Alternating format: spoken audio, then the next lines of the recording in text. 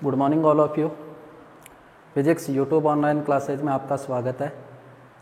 कल अपन important topic को discuss कर रहे थे, रिफ्रैक्शन बाय ए प्रिज्म या प्रिज्म से प्रकाश का अपवर्तन अपन पढ़ रहे थे। उसमें अपन ने एक डेरिवेशन किया था और डेरिवेशन में अपन ने फाइंड आउट किया था refractive index of prism material.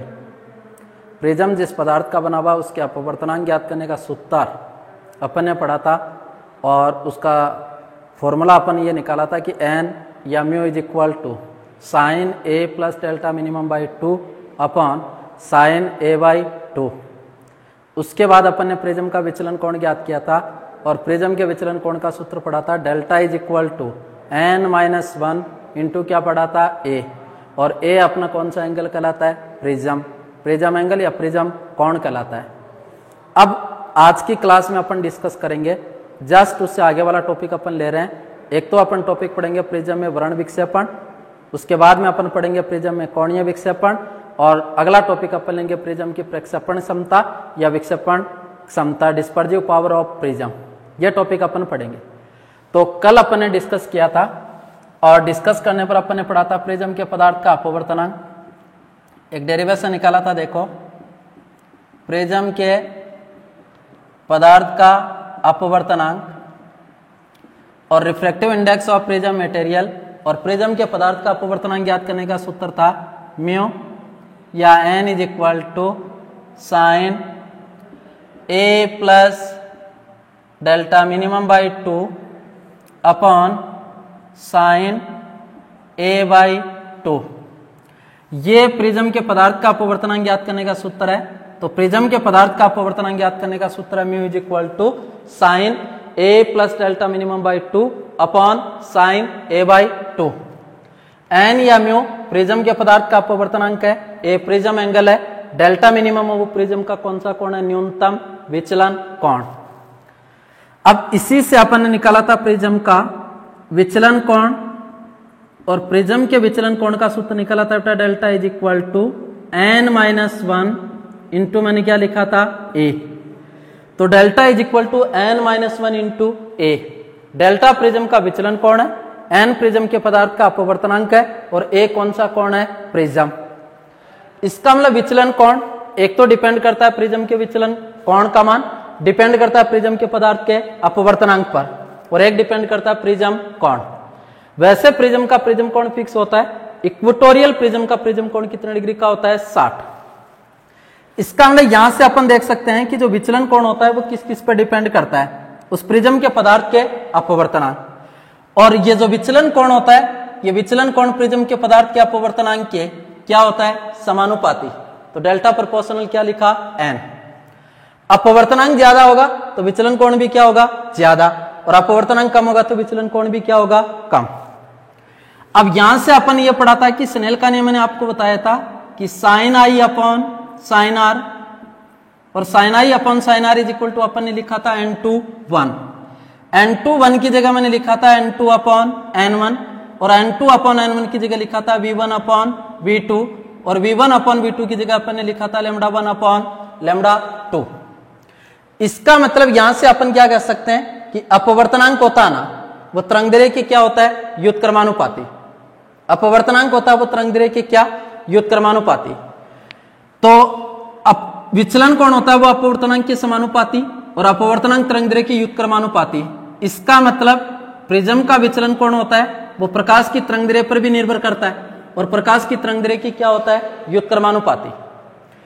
इसका मतलब आप ये कह सकते हो कि जिस रंग के प्रकाश की तरंगदैर्घ्य ज्यादा उसके लिए विचलन कोण क्या होगा? कम, और जिसके लिए तरंगदैर्घ्य का मान कम उसके लिए विचलन कोण का मान ज्यादा। सबसे अधिकतम जो तरंगदैर्घ्य होती है वो किस रंग के प्रकाश की? लाल, और सबसे कम तरंगदैर्घ्य होती है वो किस रंग के प्रकाश की? वॉयलेट।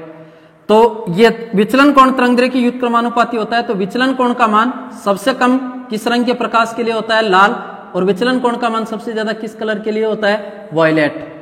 तो सबसे अधिकतम जो विचलन होता है वो किस रंग के प्रकाश का होता है? लाल, और सबसे कम विचलन होता है वो किस रंग के प्रकाश के लिए होता है? सबसे अधिकतम जो विचलन होता है वो किस रंग के प्रकाश का होता है? बैंगनी, और सबसे कम विचलन होता है वो किस रंग के प्रकाश का होता है? लाल। यही रीजन होता है कि खतरे के जो सिंबल होता है वो किस रंग के लिए जाते हैं? लाल रंग के लिए जाते हैं। तो ये याद रखना। विचलन कोण अपवर्तनांक के भी समानुपाती होता है और प्रकाश के रंग पर भी निर्भर करता है और प्रकाश की तरंगदैर्घ्य क्या होता है, व्युत्क्रमानुपाती। तो सर्वाधिक जो विचलन होता है वो किस रंग के प्रकाश का, बैंगनी, और सबसे कम विचलन होता है वो किस रंग के प्रकाश का होता है, लाल। अब देखो नेक्स्ट,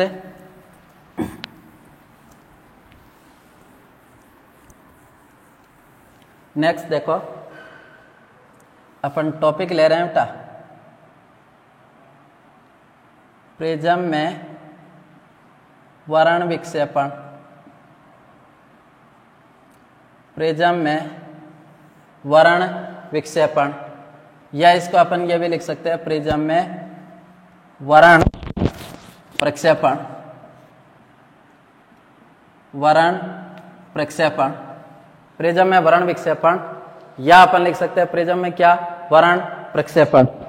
अब देखो आप सबको पता है कि सूर्य से आने वाला प्रकाश, सूर्य से आने वाला जो प्रकाश होता है वो व्हाइट होता है।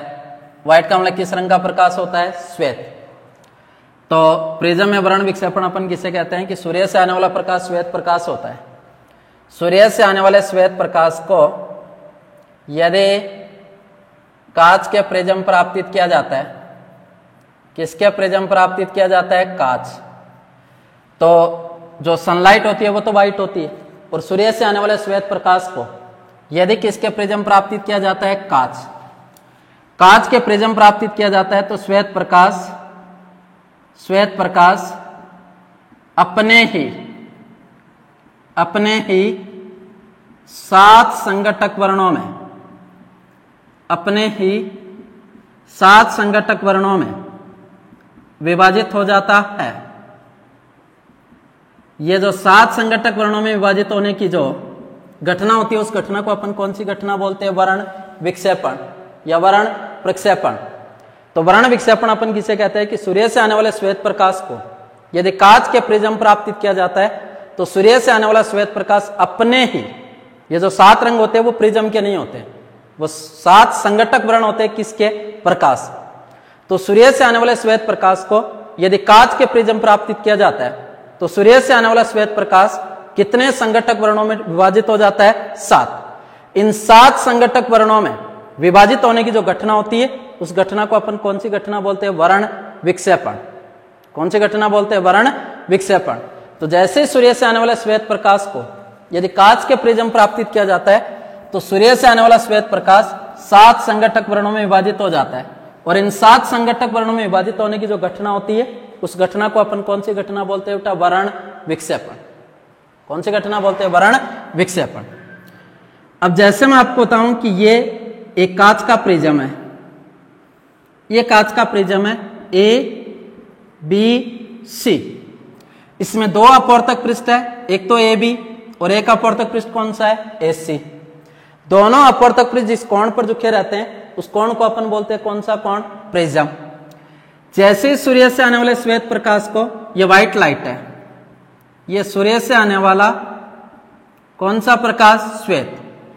जैसे ही सूर्य से आने वाले श्वेत प्रकाश को, तो ये तो इसके इनिशियल पाथ की डायरेक्शन। अब सूर्य से आने वाले श्वेत प्रकाश को यदि कांच के प्रिज्म पर आपतित किया जाता है तो ये कांच के प्रिज्म पर आपतित करते ही ये सूर्य से आने वाला श्वेत प्रकाश कितने संघटक वर्णों में विभाजित हो जाता है, 7।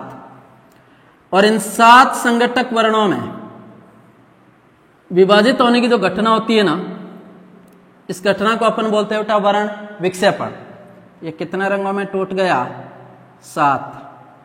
तो सूर्य से आने वाले श्वेत प्रकाश को जैसे कांच के प्रिज्म पे डाला जाता है तो सूर्य से आने वाला श्वेत प्रकाश होता है वो कितने संघटक वर्णों में विभाजित हो जाता है, 7। और इन 7 संघटक वर्णों में विभाजित होने की घटना कौन सी घटना कहलाती है, वर्ण विक्षेपण। अब जैसे इन 7 संघटक वर्णों में विभाजित करता है तो सूर्य से आने वाले इन 7 संघटक वर्णों का क्रम, और इन 7 संघटक वर्णों का क्रम कौन सा क्रम होता है, VIBGYOR. Violet, indigo, blue, green, yellow, orange और रेड। जैसे अपन वॉयलेट से रेड की ओर जाते हैं तो वेवलेंथ इंक्रीज होती है। तो सबसे अधिकतम तरंगदैर्घ्य का जो प्रकाश होता है वो तो किस रंग का, लाल, और सबसे कम तरंगदैर्घ्य का प्रकाश होता है वो किस कलर का, वॉयलेट। जैसे अपन वॉयलेट से रेड की ओर जाते हैं तो तो वेवलेंथ इंक्रीज होती है। तो ये 7 संघटक वर्णों में टूटता है और इसका क्रम विबज्योर होता है। इस तरीके से इसको लिखेंगे अपन, ठीक है। और इन 7 संघटक वर्णों का जो स्पेक्ट्रम होता है इसको अपन बोलते हैं कलर स्पेक्ट्रम। कलर स्पेक्ट्रम का मतलब कौन सा स्पेक्ट्रम? वर्ण। अब इन 7 संघटक वर्णों में से सबसे अधिकतम जो विचलन होता है वो किस कलर का? वॉयलेट। और सबसे कम विचलन होता है वो किस रंग का? रेड। कैसे होता है आपको बताया कि प्रिज्म पर आपतित प्रकाश किरण की दिशा और निर्गत प्रकाश किरण की दिशा के मध्य बनने वाला कोण कौन सा कोण कहलाता है? विचलन। तो ये देखो, ये किस कलर का? रेड। रेड से ज्यादा होगा किसका? ऑरेंज। ऑरेंज से ज्यादा होगा किसका? येलो। येलो से ज्यादा किसका होगा? येलो से ज्यादा किसका? ग्रीन। और ग्रीन से ज्यादा किसका होगा? ब्लू। और ब्लू से ज्यादा किसका होगा? इंडिगो। और इंडिगो से ज्यादा किसका होगा? वॉयलेट। तो सबसे अधिकतम जो डेविएशन होता है या विचलन होता है वो किस कलर का होता है? वॉयलेट। तो वॉयलेट कलर का विचलन कोण अधिकतम होता है। और लाल रंग के प्रकाश का जो विचलन होता है वो कैसा होता है? मिनिमम। तो इन 7 संघटक वर्णों में से सबसे अधिकतम जो विचलन होता है वो किस कलर का? बैंगनी रंग के प्रकाश का होता है। और सबसे कम विचलन होता है वो किस रंग के प्रकाश का होता है? लाल। अब देखो, कई बार ये पूछा जाता है कि सूर्य से आने वाला ये श्वेत प्रकाश के 7 कंपोनेंट कलर है और इन 7 कंपोनेंट कलर का ऑर्डर क्या होता है? विबज्योर। अब विबज्योर होता है तो इसमें से ये पूछते हैं कि इन 7 संघटक वर्णों में से मीन कलर या माध्य वर्ण कौन सा है? ये पूछा जाता है। तो इन 7 संघटक वर्णों में से मीन कलर या माध्य वर्ण कौन सा है? अब कई क्या कहते हैं कि 3 ये गए ग्रीन मीन कलर है। जबकि आपको ये पूछा जाए कि इन 7 संघटक वर्णों में से मीन कलर कौन सा है, तो मीन कलर का आंसर जाएगा आपका कौन सा? येलो। येलो जाएगा, क्योंकि इसमें आपको बताया कि सर्वाधिक जो विचलन होता है वो किस रंग के प्रकाश का होता है? वॉयलेट। और सबसे कम विचलन होता है वो किस रंग के प्रकाश का होता है? रेड। येलो रंग का जो विचलन कोण होता है वो वॉयलेट और रेड कलर के विचलन कोण के किसके इक्विवेलेंट होता है? माध्य। तो पीले रंग का विचलन कोण होता है वो लाल और बैंगनी रंग के विचलन कोण के माध्य के तुल्य होता है, इसलिए इसको अपन बोलते हैं बेटा कौन सा वर्ण? माध्य वर्ण। तो इन 7 संघटक वर्णों में से जो आपका मीन कलर होगा या माध्य वर्ण होगा वो आंसर जाएगा क्या? येलो। तो इस फिनोमेना को अपन बोलते हैं कलर डिस्पर्जन। तो आपको इतनी 3-4 लाइन याद रखनी है कि सूर्य से आने वाले श्वेत प्रकाश को जैसे कांच के प्रिज्म पर आपतित किया जाता है तो सूर्य से आने वाला श्वेत प्रकाश अपने ही 7 संघटक वर्णों में विभाजित हो जाता है। और अपने 7 संघटक वर्णों में विभाजित होने की जो घटना होती है उसको अपन बोलते हैं वर्ण विक्षेपण। इन 7 संघटक वर्णों का जो क्रम होता है वो कौन सा होता है? विबज्योर। इनमें से सबसे अधिकतम जो विचलन होता है वो किस रंग के प्रकाश का होता है? बैंगनी। और सबसे कम विचलन होता है वो किस रंग के प्रकाश का होता है? लाल। पीले रंग का जो विचलन कोण होता है वो बैंगनी और लाल रंग के विचलन कोण की किसके तुल्य होता है? माध्य। इसलिए येलो कलर को अपन कौन सा कलर बोलते हैं बेटा? मीन कलर बोलते हैं। तो इस फिनोमेना को अपन बोलते हैं बेटा कौन सा? Dispersion colour. अब देखो,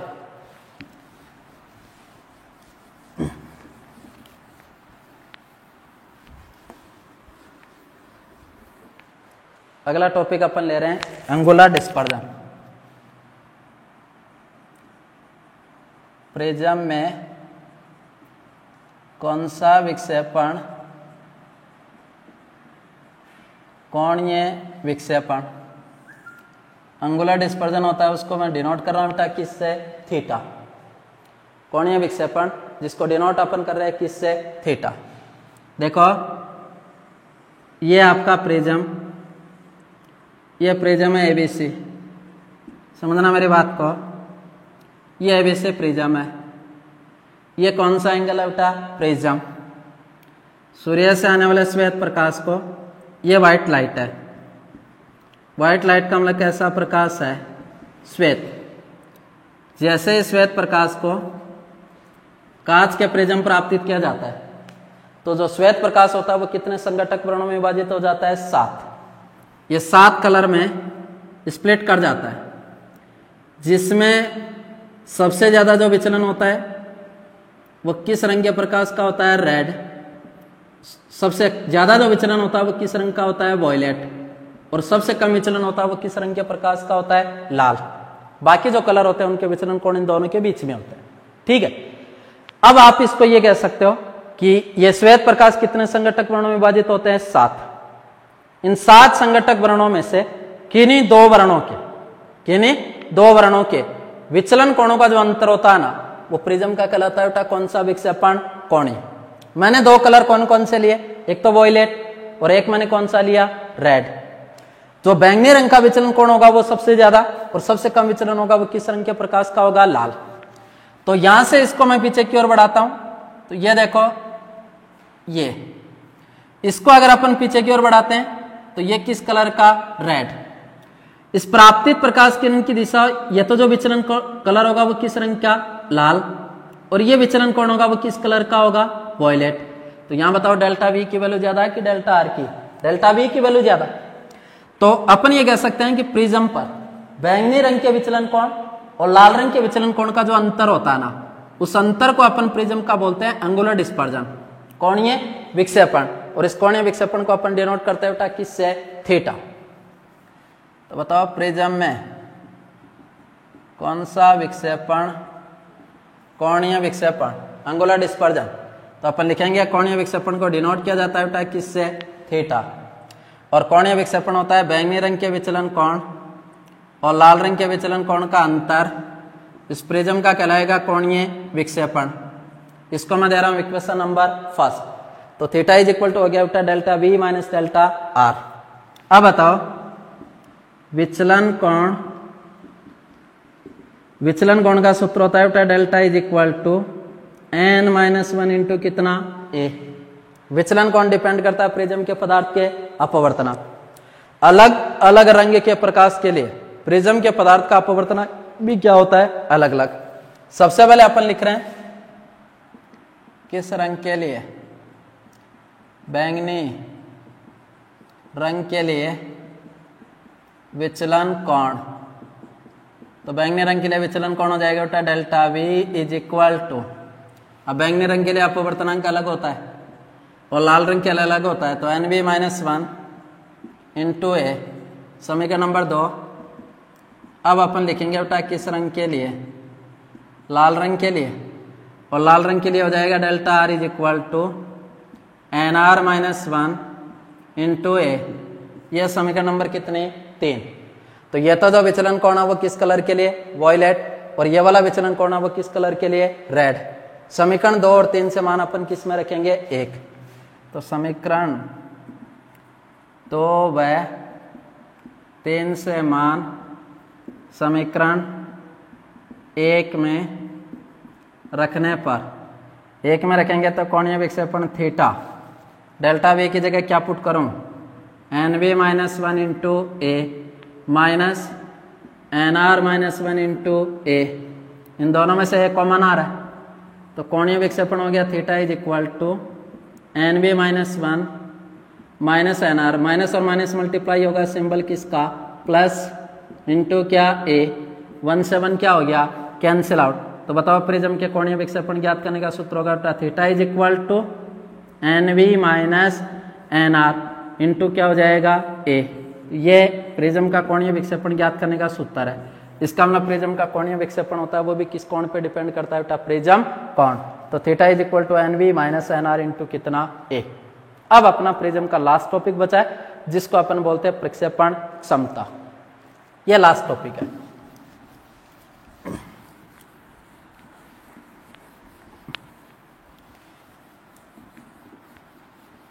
देखो डिस्पर्सिव पावर ऑफ प्रिज्म की प्रक्षेपण क्षमता, डिस्पर्सिव पावर ऑफ प्रिज्म, इसको डिनोट किया जाता है बेटा बाई ओमेगा। प्रिज्म की प्रक्षेपण क्षमता अपन किसे कहते हैं कि प्रिज्म में कोणीय विक्षेपण व माध्य वर्ण के विचलन कोण का अनुपात। तो देखो प्रक्षेपण क्षमता